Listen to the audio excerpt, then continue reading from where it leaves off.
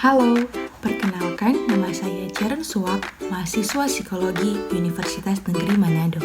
Dalam video kali ini, saya akan menjelaskan tentang bagaimana peran pemerintah dalam melihat masalah sosial ekonomi yang diakibatkan dari ketidakseimbangan pemerataan pembangunan di Indonesia dan bagaimana mencegah terjadinya kesenjangan sosial serta mencegah terbentuknya kelompok sosial akibat perbedaan hal pendapatan dan konsumsi. Ketidakseimbangan pemerataan pembangunan di Indonesia memanglah menjadi suatu kendala ataupun problem yang belum maksimal dapat diatasi oleh pemerintah.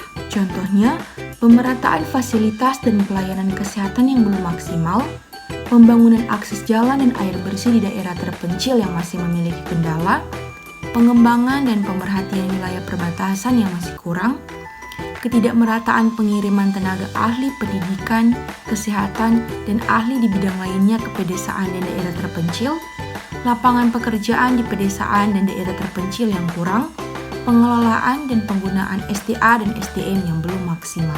Menurut saya, ada salah satu faktor yang sangat mempengaruhi ketidakseimbangan pemerataan pembangunan di Indonesia, yaitu pengaruh geografis yang berkaitan dengan bentuk, letak, dan kondisi fisik dari wilayah Indonesia. Dikarenakan ketidakseimbangan pemerataan pembangunan di negara Indonesia, maka mengakibatkan terjadinya beberapa masalah sosial ekonomi, seperti masalah kemiskinan dan kesenjangan sosial. Kesenjangan sosial ekonomi adalah ketidakseimbangan dalam pemenuhan ekonomi antar golongan. Ada golongan masyarakat yang mudah memenuhi kebutuhan ekonominya, namun ada juga golongan masyarakat yang harus berupaya keras dalam pemenuhan ekonomi. Kesenjangan pasti melahirkan ketidakadilan distribusi dan juga dapat memicu masalah kemiskinan. Namun, ada pun beberapa peran dan strategi dari pemerintah dalam mengatasi dan mencegah adanya masalah sosial ekonomi dikarenakan ketidakseimbangan pemerataan pembangunan yang terjadi di masyarakat, yang juga mengakibatkan terjadinya kesenjangan sosial dan terbentuknya kelompok sosial dikarenakan adanya perbedaan dalam hal pendapatan dan konsumsi.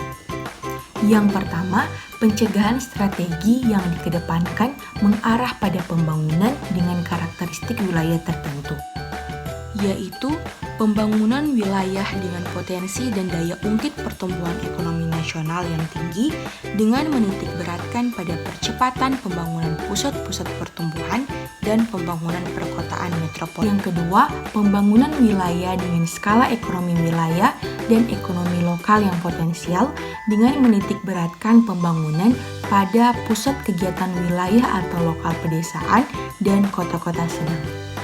Yang ketiga, menomorsatukan pendidikan. Yang keempat, menciptakan lapangan kerja yang lebih luas. Yang kelima, peningkatan sistem keadilan dan pengawasan terhadap mafia hukum guna menanggulangi kesenjangan sosial ekonomi di Indonesia. Yang keenam, meningkatkan kualitas sumber daya manusia agar dapat bersaing dan memiliki keahlian untuk bekerja. Dengan begitu, masyarakat akan mendapatkan penghasilan guna memenuhi kebutuhan hidupnya. Dan yang ketujuh, seluruh masyarakat harus mendapatkan hak dan akses yang sama dalam menggunakan fasilitas pendidikan, kesehatan, teknologi, dan ekonomi.